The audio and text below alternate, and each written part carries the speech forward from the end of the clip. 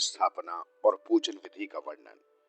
ऋषियों ने पूछा, सूत जी, शिवलिंग की स्थापना कैसे करनी चाहिए तथा उसकी पूजा कैसे, किस काल में तथा किस द्रव्य द्वारा करनी चाहिए। सूत जी ने कहा, महर्षियों, मैं तुम लोगों के लिए इस विषय का वर्णन करता हूँ। इसे ध्यान से सुनो और समझो।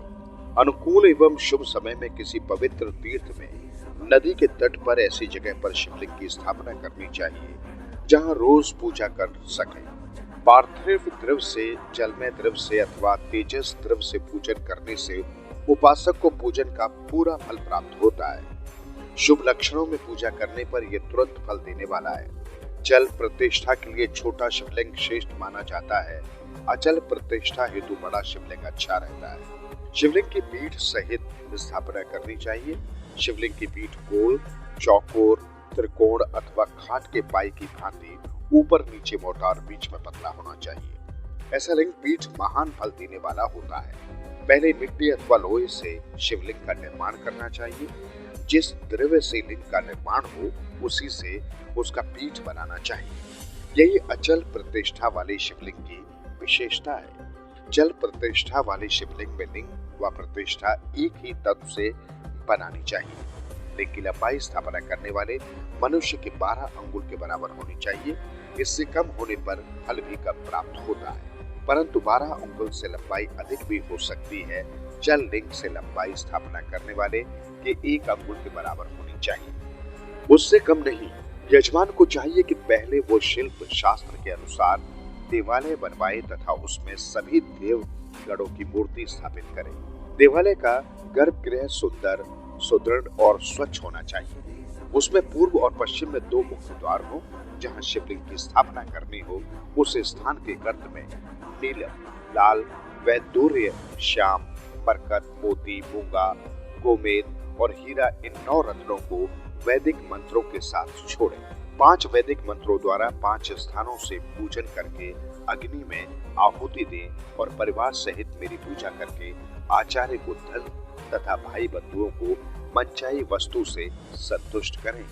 याचकों को सुवर्ण, गृह एवं भू संपत्ति तथा गाय आदि प्रदान करें। स्थावर जंगम सभी जीवों को यत्न पूर्वक संतुष्ट कर एक गड्ढे में सुवर्ण तथा 9 प्रकार के रत्न भरकर वैदिक मंत्रों का उच्चारण करके परम कल्याणकारी महादेव जी का ध्यान करें।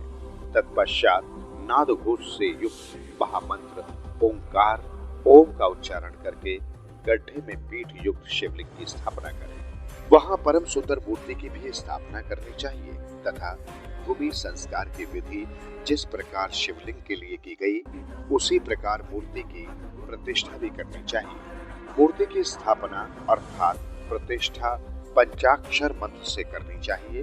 मूर्ति को बाहर से भी लिया जा सकता है, परंतु वो साधु पुरुषों द्वारा पूजित हो। इस प्रकार शिवलिंग व मूर्ति द्वारा की गई महादेव जी की पूजा शिवपद प्रदान करने वाली है। स्थावर और जंगम से लिंग भी 2 तरह का हो गया है। वृक्ष लता आदि को स्थावर लिंग कहते हैं और कृमि कीट आदि को जंगम लिंग। स्थावर लिंग को सींचना चाहिए तथा जंगम लिंग को आहार एवं जल देकर तृप्त करना चाहिए। यो चराचर जीवों को भगवान शंकर का प्रतीक मानकर उनका पूजन करना चाहिए। इस तरह महालिंग की स्थापना करके विविध उपचारों द्वारा उसका रोज पूजन करें तथा देवालय के पास ध्वजारोहण करें। शिवलिंग साक्षात शिव का पद प्रदान करने वाला है। आह्वान, आसन, अर्घ्य, वाद्य, पदंग, अचमन, स्नान, वस्त्र, यज्ञोपवीत, गंध, पुष्प, धूप, दीप, नैवेद्य, तांबुल, समर्पण, नीराजन, नमस्कार और विसर्जन, ये 16 उपचार हैं। इनके द्वारा पूजन करें। इस तरह किया गया भगवान शिव का पूजन शिवपद की प्राप्ति कराने वाला है। सभी शिवलिंगों की स्थापना के उपरांत चाहे वो मनुष्य द्वारा स्थापित, ऋषियों या देवताओं द्वारा अथवा अपने आप प्रकट हुए हों, सभी का उपयुक्त विधि से पूजन करना चाहिए, तभी फल प्राप्त होता है। उसकी परिक्रमा और नमस्कार करने से शिवपद की प्राप्ति होती है। शिवलिंग का नियम पूर्वक दर्शन भी कल्याणकारी होता है।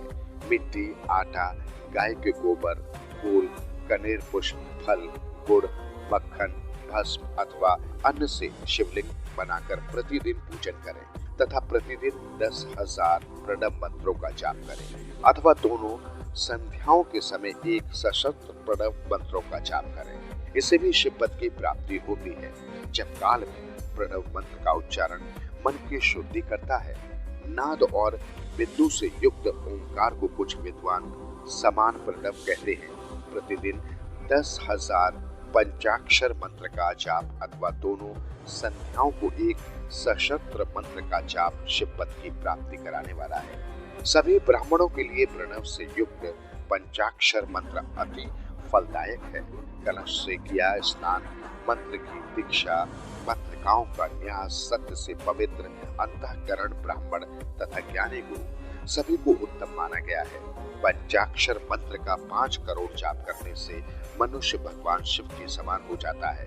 1, 2, 3 अथवा 4 करोड़ जाप करके मनुष्य क्रमशः ब्रह्मा, विष्णु, रुद्र तथा महेश्वर का पद प्राप्त कर लेता है।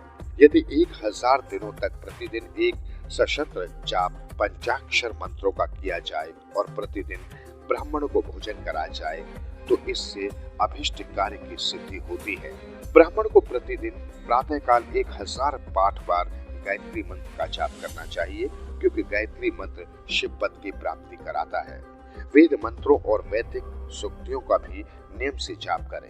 अन्य मंत्रों में जितने अक्षर हैं उनके उतने लाख जाप करें। इस प्रकार यथाशक्ति जाप करने वाला मनुष्य मोक्ष प्राप्त करता है। अपनी पसंद से कोई एक मंत्र अपनाकर प्रतिदिन उसका जाप करें अथवा ओम का नित्य एक सशस्त्र जाप करें। ऐसा करने से संपूर्ण मनोरथों की सिद्धि होती है। जो मनुष्य भगवान शिव के लिए फुलवारी या बगीचे लगाता है तथा शिव मंदिर में झाड़ने बुहारने का सेवा कार्य करता है, ऐसे शिव भक्त को पुण्य कर्म की प्राप्ति होती है। अंत समय में भगवान शिव उस मोक्ष प्रदान करते हैं। काशी में निवास करने से भी योग और मोक्ष की प्राप्ति होती है। इसलिए अमरन भगवान शिव के क्षेत्र में निवास करना चाहिए। उस क्षेत्र में स्थित बावड़ी, तालाब, कुआं और पोखर को शिवलिंग समझकर वहां स्नान, दान और जाप करके मनुष्य भगवान शिव को प्राप्त कर लेता है। जो मनुष्य शिव के क्षेत्र में अपने किसी मृत संबंधी का दाह, दशहा, मासिक श्राद्ध अथवा वार्षिक श्राद्ध करता है अथवा अपने पितरों को पिंड दान देता है, वो तत्काल सभी पापों से मुक्त हो जाता है और अंत में शिव पद प्राप्त करता है। लोक में अपने वर्ण के अनुसार आचरण करने व सदाचार का पालन करने से शिव पद की प्राप्ति होती है। निष्काम भाव से किया गया कार्य अभीष्ट फल देने वाला एवं शिव पद प्रदान करने वाला होता है। दिन के प्रातः, मध्याह्न और सायं 3 विभाग होते हैं। इनमें सभी को एक एक प्रकार के कर्म का प्रतिपादन करना चाहिए। प्रातःकाल रोजाना दैनिक शास्त्र कर्म, मध्याह्न सकाम कर्म तथा सायंकाल शांति कर्म के लिए पूजन करना चाहिए। इसी प्रकार रात्रि में 4 प्रहर होते हैं, उनमें से बीच के 2 प्रहर निषेध काल कहलाते हैं। इसी काल में पूजा करनी चाहिए, क्योंकि ये पूजा अभीष्ट फल देने वाली है। कलयुग में कर्म द्वारा ही फल की सिद्धि होगी। इसी प्रकार विधि पूर्वक और समय अनुसार भगवान शिव का पूजन करने वाले मनुष्य को अपने कर्मों का पूरा फल मिलता है। ऋषियों ने कहा, सूत जी, ऐसे पुण्य क्षेत्र कौन कौन से हैं जिनका आश्रय लेकर सभी स्त्री पुरुष शिव पद को प्राप्त कर लें? कृपा कर हमें बताइए।